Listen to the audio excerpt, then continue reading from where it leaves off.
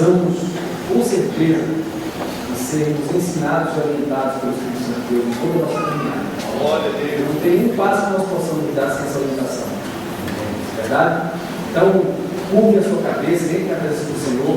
Essa oração aqui vai ser feita por todos nós, para que o Senhor venha nos abençoar nessa noite. Amém? Amém. Querido e eterno Deus, estamos aqui, Pai amado, neste culto, gratos a Ti, Pai, por todos os momentos que o Senhor já nos propiciou. Temos entoado louvores a Ti, Senhor. Temos orado, Pai querido, fazendo menção do nome do nosso Senhor Jesus Cristo. Temos nos alegrado na Tua presença, Pai. A nossa fé tem sido fortalecida, Senhor, meu Deus. O Senhor não tem deixado, Pai amado, de interceder e cuidar por cada ovelha da Tua casa. Isso é gratificante a nós, Senhor. Isso é maravilhoso, porque enche o nosso ser, Pai amado, de confiança em Ti. Nós somos fortalecidos, Deus maravilhoso, por meio da atitude do Teu Santo Espírito. Agora queremos receber mais de Ti, Senhor. Queremos a Tua palavra maravilhosa, que venha ao encontro do anseio da nossa alma, que venha ao encontro, Senhor, da necessidade do nosso ser. Ajuda-nos, Pai, nas nossas decisões. Dá-nos sabedoria e entendimento, Senhor. Dá-nos condições para amar e andar nesta terra, sendo guiado pelo Teu Santo Espírito. Nos ensina porque temos sede, Pai amado, receber de Ti a orientação. É o que eu te peço em nome do Senhor Jesus. Amém. Amados, ainda de pé, vamos fazer a leitura da palavra do Senhor, do Evangelho de João, capítulo 11, versículo 11, seguida do quarteto de mocidade, a equipe de louvor, os jovens vai louvar a Jesus conosco. É apenas esse versículo, versículo 11, do capítulo 11 de João. Vamos ler todos juntos? E disse-lhes: nosso amigo Lázaro dorme, mas vou despertá-lo do sono. Amém? A equipe de mocidade, a equipe de louvor, vamos louvar então ao Senhor Jesus. Enquanto os jovens adoram o Senhor, todos nós vamos cantar juntos. Fala comigo, Senhor. Decidi te obedecer por amor, de verdade, ao Espírito Santo de Deus. Glória a Deus. Amém? Amém. Vamos lá?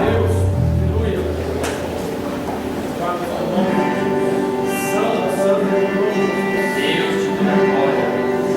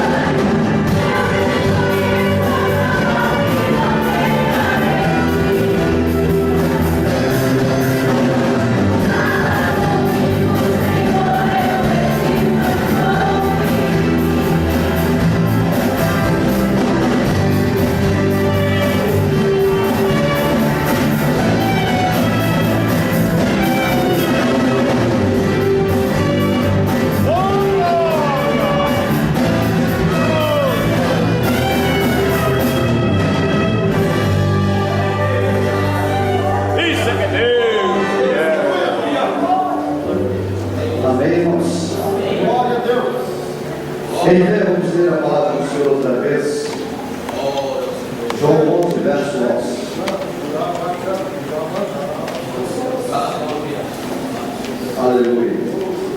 Todos juntos.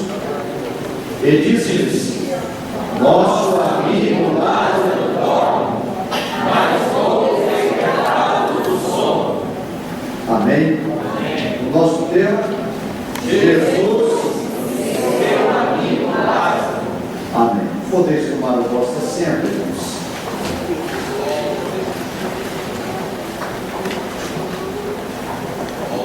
Queridos irmãos,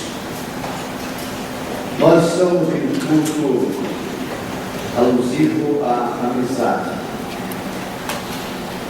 Eu gostaria de que todos, sem exceção, pudéssemos fazer toda a reverência possível durante a ministração da palavra e que todos dessemos plena liberdade ao Espírito Santo para deixar Deus falar conosco.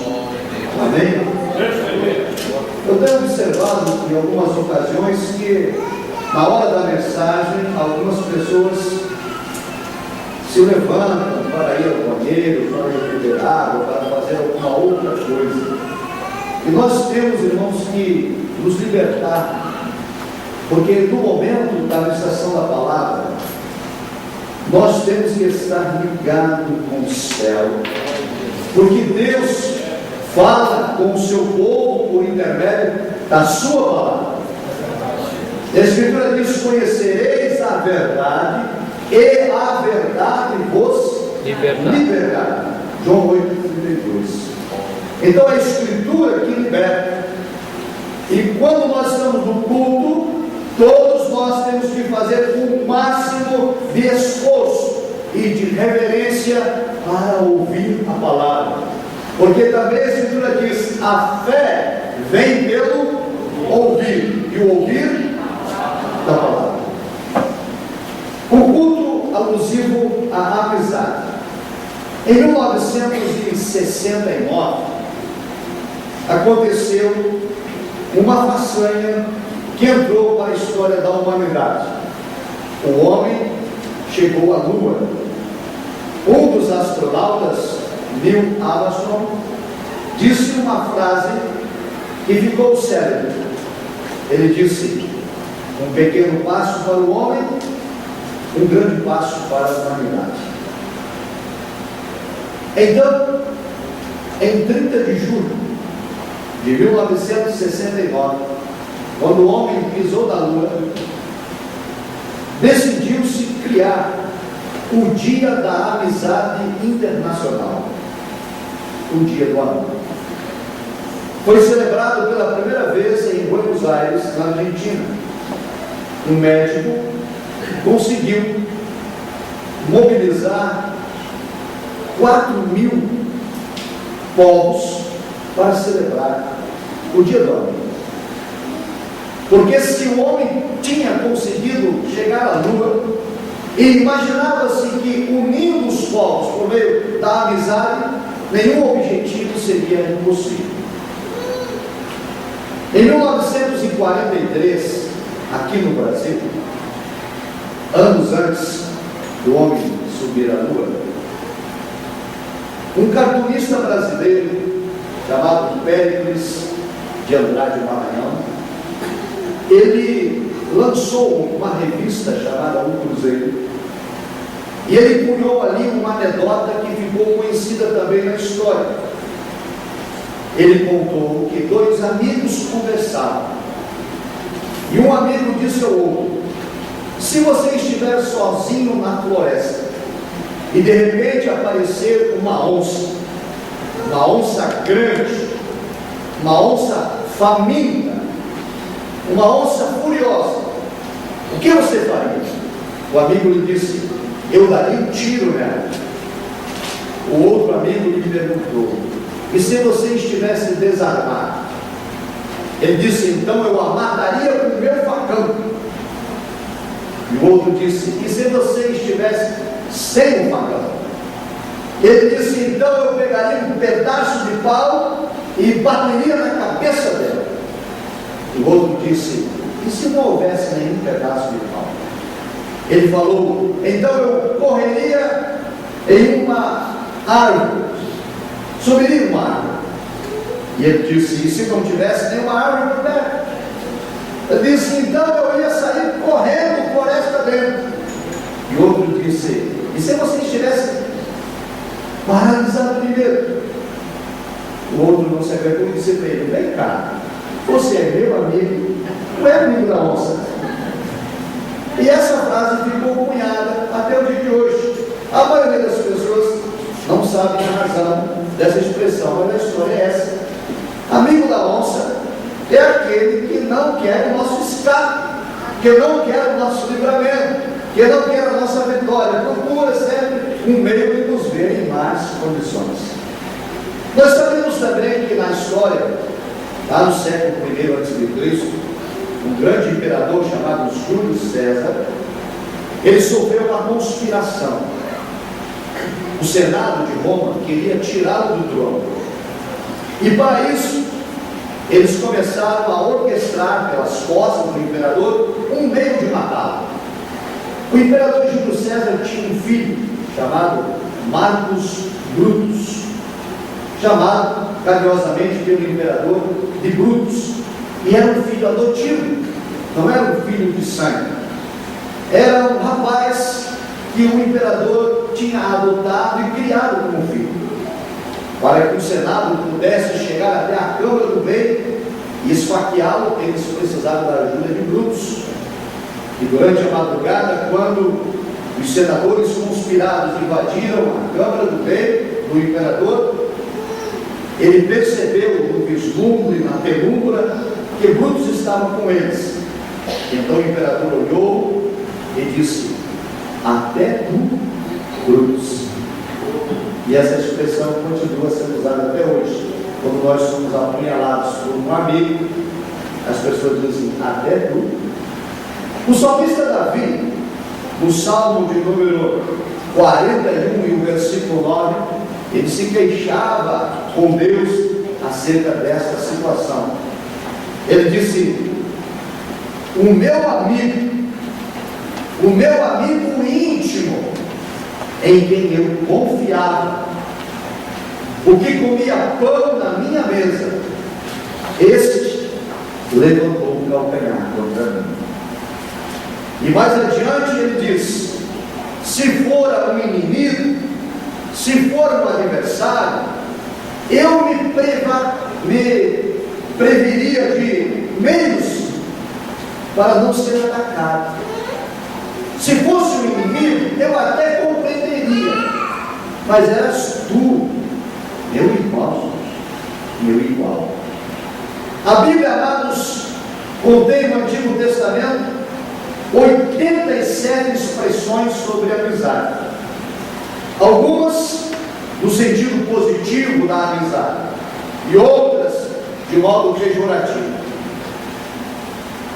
No livro de Provérbios, nós temos uma série de frases e sentenças escritas pelo rei Salomão falando sobre isso. Por exemplo, Provérbios 19, versículo 4, Salomão disse o seguinte: a riqueza granjeia muitos amigos, mas o pobre, coitado, até aquele que diz ser seu amigo, o abandona na hora da dificuldade.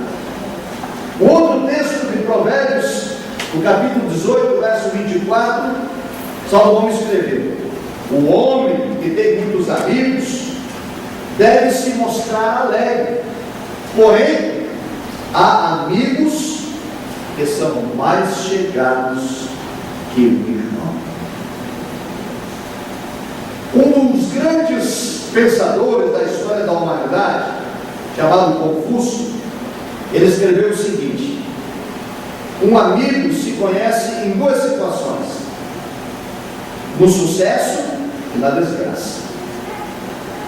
No sucesso, disse Confúcio, se descobre a quantidade de amigos que se tem, mas na desgraça, disse Confúcio, se descobre a qualidade dos amigos que tem.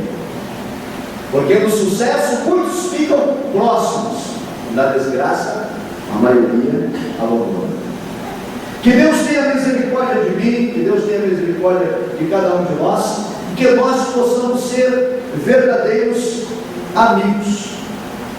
No Novo Testamento, a palavra amigo ou amizade aparece 22 vezes. E Jesus fez uso dessas expressões em algumas ocasiões. Uma vez ele contou uma parábola e chamou ela de amigo importuno. Ele disse que um amigo bateu à meia-noite na porta do outro, pedindo 3 pães emprestados. Tanto ele importunou, tanto ele insistiu, que aquele amigo teve que levantar e abrir a porta e emprestar os pães para ele. E Jesus disse, ele emprestou os pães, não tanto pela amizade, mas pela importunação. Uma outra parábola Jesus contou sobre um amigo murmurador. Jesus disse que um homem, ele contratou alguns trabalhadores para a sua vida. Os que vieram pela manhã, às 6 horas da manhã, no início do dia, este homem contratou por 1 denário, salário de um dia. Alguns chegaram 9 da manhã, eles contratou por 1 denário também. Outros chegaram meio-dia, eles contratou por 1 denário. Outros pelo meio da tarde, e outros no final da tarde, às 17 horas, 1 hora antes de acabar o expediente, contratou por 1 denário. E ele começou então a chamar os trabalhadores. O que tinha chegado às 5 horas da tarde, trabalhou só 1 hora, ele deu a ele 1 denário. O que tinha vindo no meio da tarde, tinha trabalhado pouco mais de 2 horas, ele deu a ele 1 denário. O que tinha chegado ao meio-dia e trabalhou a tarde toda, recebeu 1 denário. O que tinha chegado às 6 da manhã, pensava que ia receber mais. E quando ele recebeu apenas 1 denário, ele começou a murmurar. Ele disse, Senhor, eu tenho trabalhado desde as 6 da manhã, eu tomei todo o sol do dia, eu me afadiguei, e o Senhor vai me pagar só 1 denário? Os outros que chegaram às 5 da tarde receberam também 1 denário, igualmente. E Jesus disse para ele, amigo, o dinheiro é meu. Quando eu te contratei, eu disse a você que lhe pagaria quanto? 1 denário. Então se contente com o combinado. Essas 2 parábolas ilustram, irmãos, que nós também temos amigos assim. Há outros enfoques na parábola, mas quero dar um enfoque no sermão desta noite. Nós temos amigos que são importunos. Nós temos amigos que não têm desconfiômetro. Não é verdade? Tem amigo que não tem desconfiômetro. Ele não sabe a hora da brincadeira e a hora da coisa séria. Há muitas pessoas que misturam amizade com companheirismo, com autoridade, com hierarquia e não sabem se comportar. E há amigos que são murmuradores, são reclamadores. Se você der atenção para um amigo, ele requer que você também dê atenção a ele. Se você conversar ou visitar alguém, você tem que conversar com ele e visitá-lo também. Senão ele reclama, ele murmura. E o Senhor Jesus usou a expressão amigo numa situação muito triste. Eu sempre, quando leio o texto, fico imaginando aquela cena constrangedora. O evangelista Mateus registrou que Jesus, lá no Getsemane, orando, era noite, estava escuro. E de repente chegaram os seus algozes, acompanhados de um amigo, Judas Iscariotes. 3 anos e meio andaram com Jesus. E quando chegou a madrugada, Iscariotes chegou com os soldados e com as autoridades e beijou Jesus. Aliás, irmãos, no livro de Provérbios, no capítulo 27, versículo 6, Salomão escreveu sobre isso, dizendo o seguinte: ele disse assim: lealdade existe na ferida provocada por um amigo, mas falsidade existe no beijo enganoso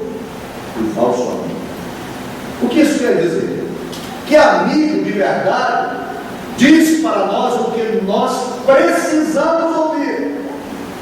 Amigo de verdade nos abre os olhos. Amigo de verdade, mesmo que ele crie algum constrangimento, ele acaba dizendo ao amigo que tem coisa errada, que tem que ser mudada. E Judas Iscariotes chegou de madrugada e, como disse Salomão, ele beijou a Jesus, mas o beijo dele era falso. E Jesus olhou para ele e lhe fez uma pergunta: amigo, com que propósito me beijas? Você me trai com um beijo? E ficou a pergunta no ar. Judas não respondeu. Agora, amados, que qualidade de amigos somos nós? Somos aqueles amigos que estamos presentes apenas na hora da alegria, da festa, da farra, do festejo? Ou nós somos amigos verdadeiros, que estamos juntos e presentes na hora da adversidade, na hora da lágrima, na hora da dor, na hora da frustração? Somos amigos que beijamos falsamente, abraçamos e olhamos no rosto e fazemos promessas e juras de amizade e fidelidade que não serão cumpridas, e na primeira oportunidade, pelas costas, falamos mal do amigo, acusamos o amigo?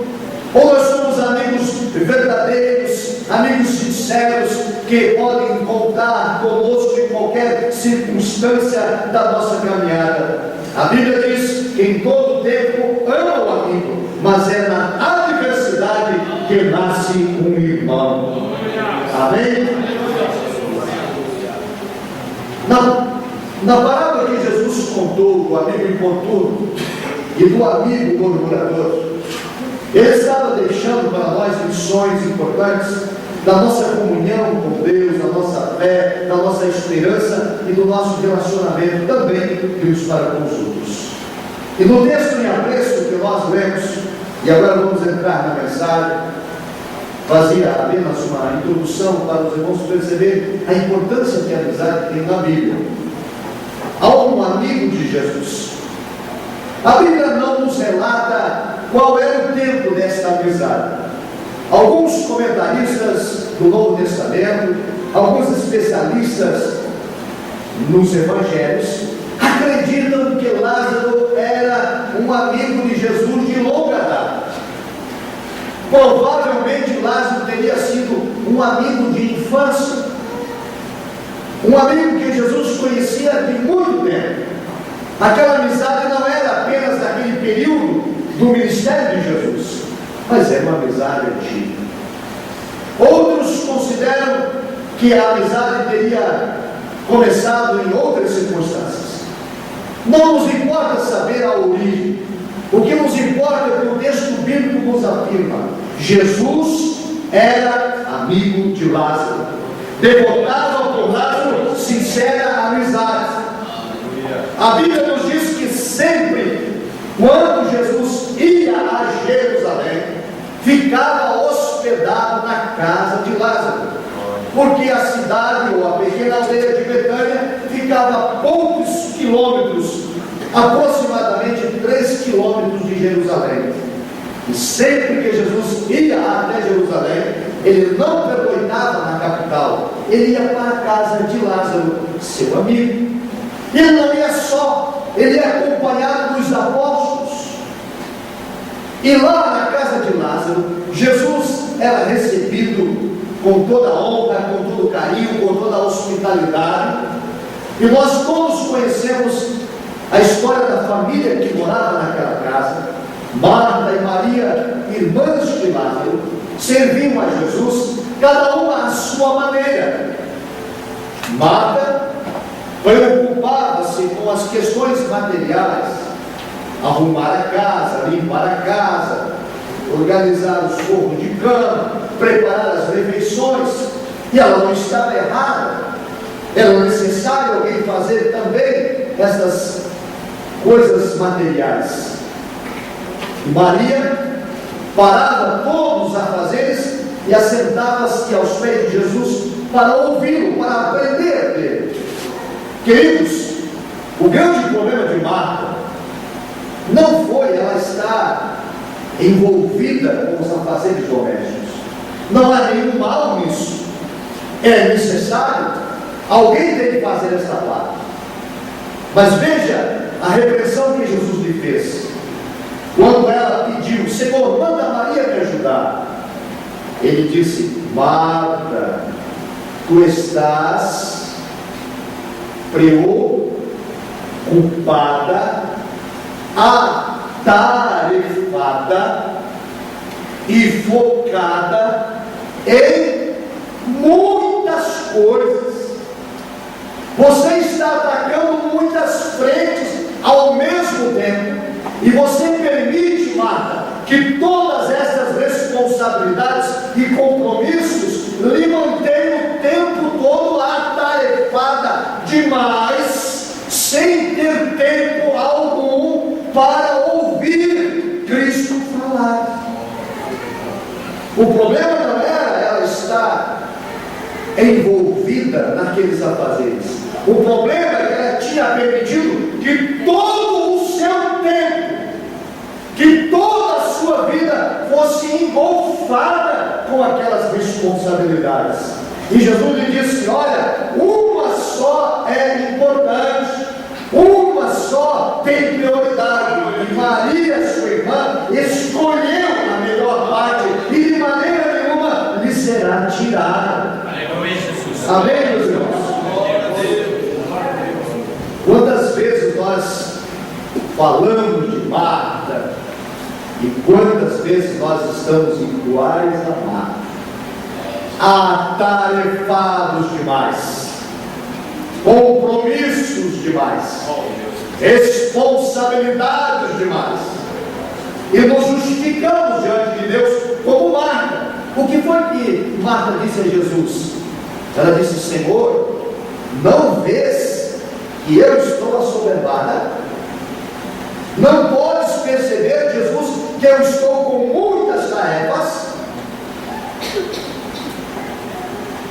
Ela estava argumentando com Jesus, justificando a sua situação.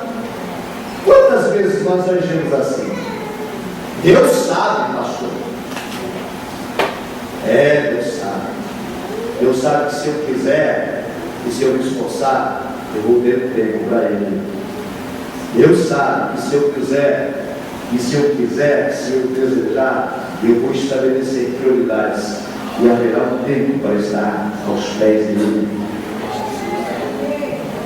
Jesus ouviu a reclamação de Marta, o questionamento que ela lhe faz, a justificativa que ela apresenta, e não concordou.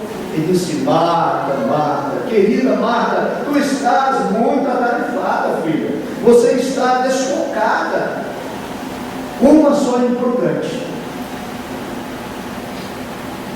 O tempo passou. Marta não entendeu, não compreendeu a repreensão de Jesus, permaneceu no seu vídeo.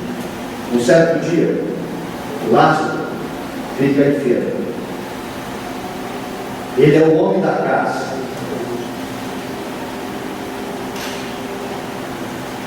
A enfermidade se agrava. A família é rica, ela é abastada, eles têm dinheiro, eles têm posses. Eles procuram resolver aquela situação, mas nada dá certo.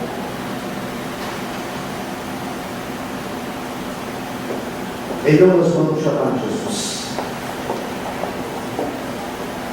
E a mensagem é a seguinte: teu amigo Lázaro está enfermo.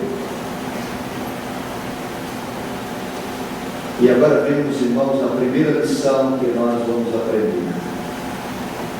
Ao receber a notícia, Jesus não atendeu de pronto.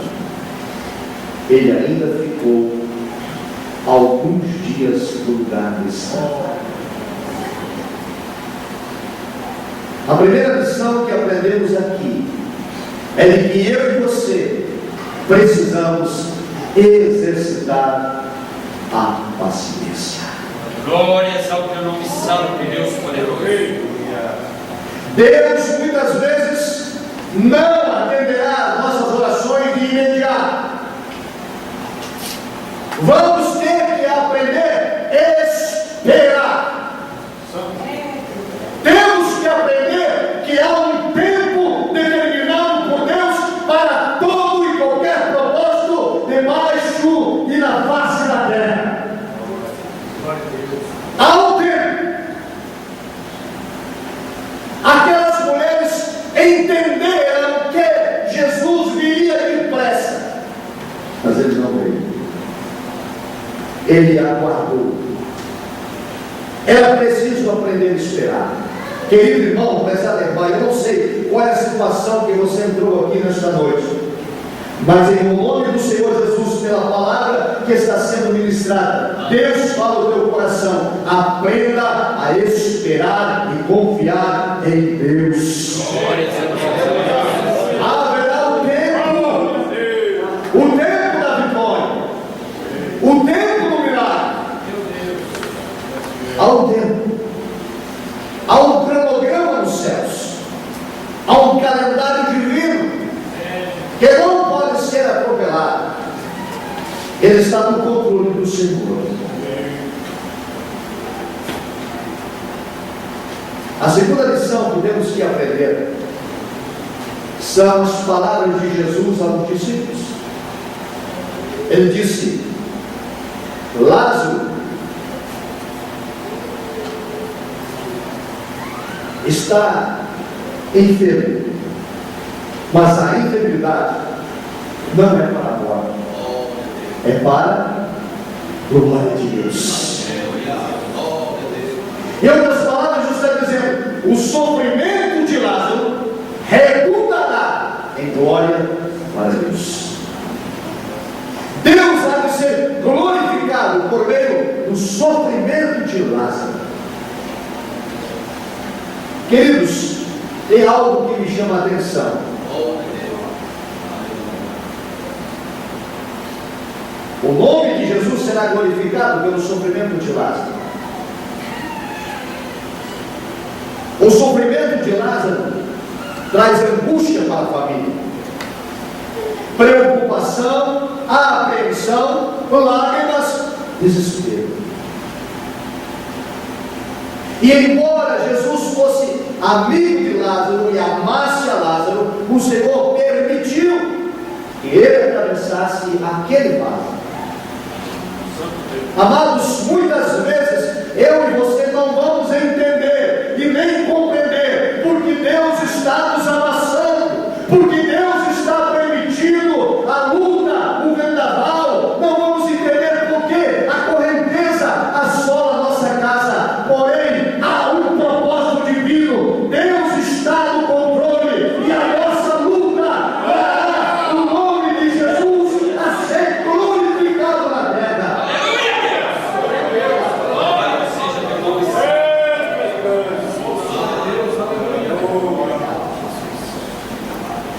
Há uma terceira lição.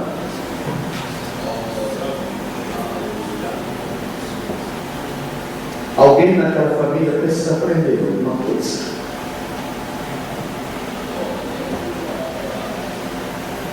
Marta vai aprender que o espiritual tem que vir antes do material. Jesus vai ter uma conversa em particular com ela acerca disso. Às vezes, irmãos, as lutas sobrevêm na nossa casa porque Deus quer nos ensinar lições. As lições que aquela família deveria aprender, a primeira lição é de que precisavam ter paciência e esperar. A segunda lição que deveriam aprender é de que o sofrimento não é para desgraça, nem derrota e nem vergonha.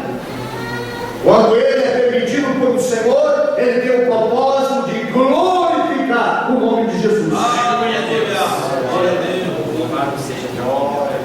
Essas duas lições eram para todos.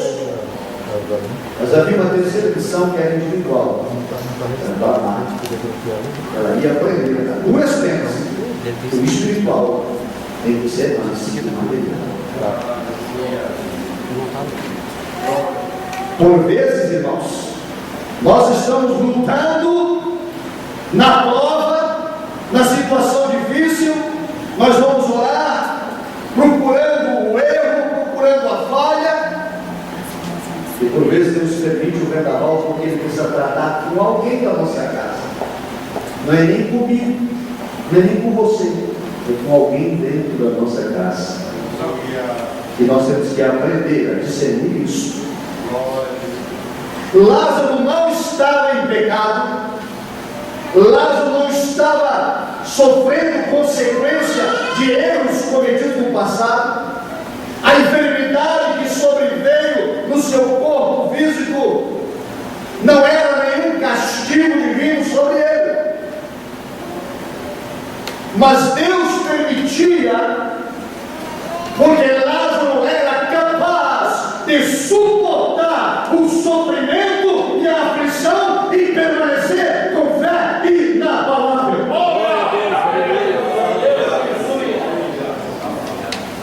São os justos que sofrem. E não me pergunte por quê.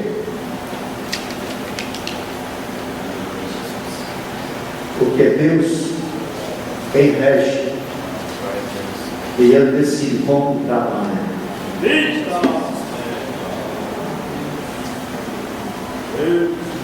Às vezes não adianta e não resolve alguém sofrer na própria pele porque ele é teimoso demais. Vamos usar um vocabulário, um vernáculo mais pobre, um cabeçudo. Não adianta.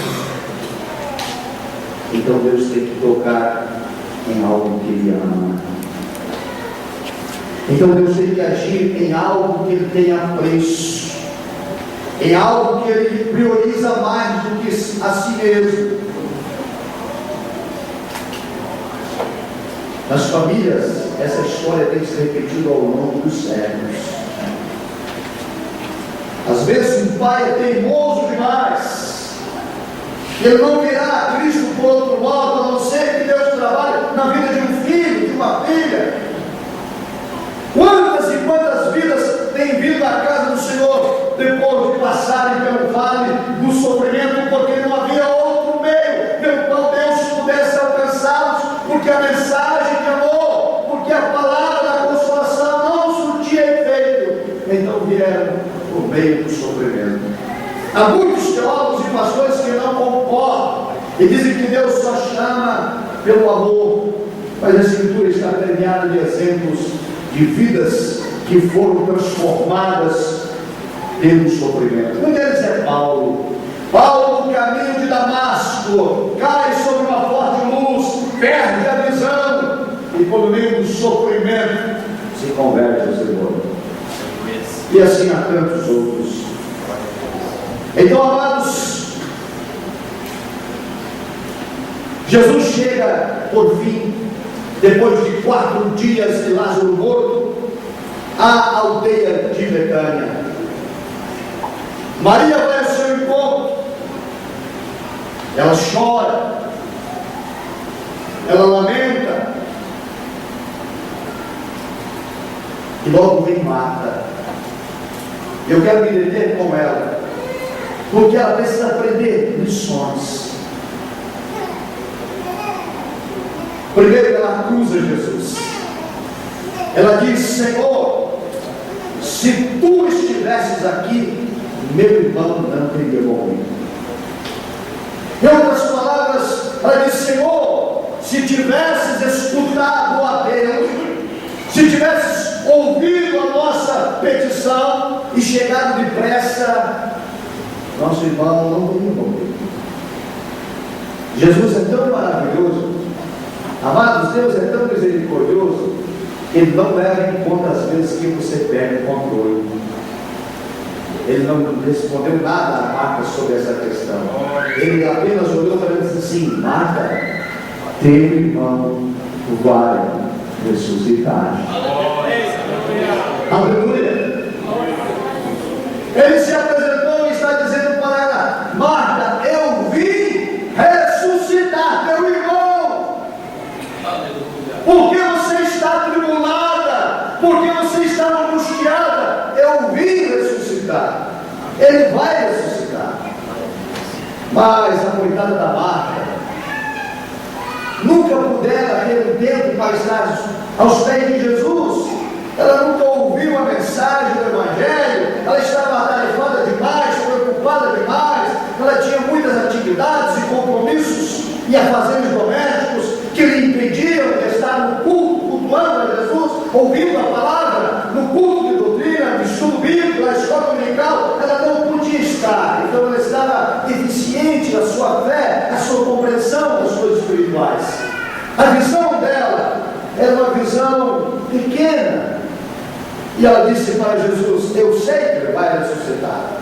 Eu ouvi acerca disso na ressurreição do último dia. Foi isso que ela disse? Jesus disse: teu irmão vai ressuscitar. Ela disse: é na ressurreição do último dia. Jesus disse: Marta, eu sou a ressurreição. Não estou te trazendo uma mensagem para o último dia, para o ano que vem, para o século vindouro. Eu sou a ressurreição e a vida. Quem crê em mim, ainda que esteja morto, tornará a viver. Você pode crer nisso, Marta? Aleluia. Ela tem que aprender. É triste aprender no sofrimento, mas o aprendizado dela foi eficaz. Então Jesus se apresenta e está falando a ela que veio para fazer o milagre, mas ela ainda não entende. Ele diz: eu sou a ressurreição, e aquele que crê em mim, ainda que esteja morto, tornará a viver. Você crê nisso, Marta? O que ela respondeu? Ela disse: Senhor, eu creio que tu és o Cristo, Filho de Deus, mas eu não estou crendo nisso agora não. É isso que ela está dizendo em outras palavras. Jesus não perguntou para ela se ela acreditava que ele era o Cristo. Ele perguntou a ela assim: você crê que eu posso ressuscitar meu irmão? Que quem está morto e crê em mim ainda poderá tornar a viver? Você pode crer nisso, Marta? Ela disse: eu creio que tu és o Cristo. Então Jesus chegou à conclusão de dialogar com Marta complicado. Jesus disse: Bochas, tirai a pedra. O que faz Marta? Jesus tinha dito: teu irmão vai ressuscitar. Ela disse: no último dia. Ele disse: não, agora eu sou a ressurreição, eu sou a vida. Quem crê em mim esteja morto, viverá. Tu pode crer nisso? Ele disse: eu creio que és o Cristo. Ele disse: então, tá, tira a pedra. O que Marta faz? Ela salta e diz: não, não, não faça isso. Já cheira mal. Tem 4 dias, está putrefando o corpo de Lázaro. E aí, meus irmãos, Jesus vai olhar para aquela mulher que não podia mesmo compreender as coisas espirituais, porque ela vivera a sua vida servindo a Jesus do modo errado. Ela pensava que fazer alguma coisa era o suficiente. Mas Jesus estava interessado numa transformação interior na vida dela, e não apenas um trabalho exterior. E aqui vem uma frase que é célebre, conhecida de todos os cristãos, e quando nós lemos o texto, eu já expliquei isso à igreja, quando você lê o texto no grego, no original, você vai descobrir que Jesus ele faz uma expressão como se fosse um brado. É quando você precisa sacudir alguém, você está falando com alguém, alguém não entende. Alguém está fora de controle, você sacode alguém. Então Jesus olhou para ela. Depois de tudo, vou repetir, proposital, para que você memorize isso. Jesus disse, a Marta disse, Senhor, se tu viesses e se estivesses aqui, meu irmão não teria morrido. Eu disse, ele vai ressuscitar. Ela disse, sim, no último dia. Ele disse, não, agora, eu sou a ressurreição, eu sou a vida. Você pode crer nisso, Marta? Ela disse, eu só creio que tu és o Cristo. Então o Senhor disse, tira a pedra. Ela falou, não. E Jesus olhou para ela assim, Marta! E dá um brado. Eu já não te falei. Se tu creres, verás a glória de Deus. Não entendeu ainda, Marta? Se tu creres, verás a glória de Deus. Larga de incredulidade. Compreenda que eu sou a ressurreição e a vida. Aleluia, Deus. Meu Deus. Jesus bradou com elas, Marta, eu já te disse, eu já te falei. Aleluia. E nessa noite, meu amado irmão, Jesus se revela também a mim e a você. Você já foi instruído, você já está orientado, você já conhece as Escrituras. Então levante a sua cabeça, creia na autoridade da palavra do Senhor da igreja, que é poderoso para te fazer vencer na tua adversidade. Porque Ele é o amigo mais chegado que ele fala. Um dia Jesus reuniu os apóstolos no Evangelho de João. Ele falou o seguinte. Ele disse, qual é o maior amor que existe? Eu estou parafraseando Jesus. Qual é o maior amor? Como alguém pode demonstrar o seu amor pelo outro? De que maneira? E Jesus disse, respondendo à própria pergunta, ele disse, não há maior amor do que esse, de alguém entregar sua vida pela vida de seu amigo. Jesus entregou a sua vida por você. Entregou a sua vida por mim. Porque Ele nos considerou amigos. Aleluia, Jesus. Nesse mesmo Evangelho,